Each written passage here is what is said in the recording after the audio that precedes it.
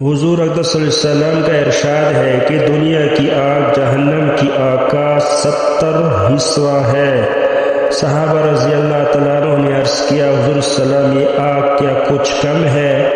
یہ تو خود ہی بہت کافی اذیت پہنچانے والی ہے۔ حضور صلی اللہ علیہ وسلم نے فرمایا کہ وہ اس سے 69 درجہ بڑی ہوئی ہے۔ مشکوٰۃ شریف۔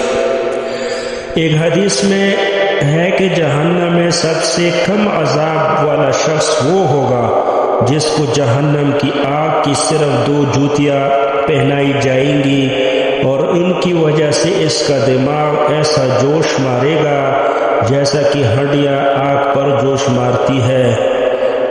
ایک حدیث میں آیا کہ اللہ جل شانہ نے جنت عدن کو اپنے دست مبارک سے بنایا، پھر اس کو آراستہ اور مزین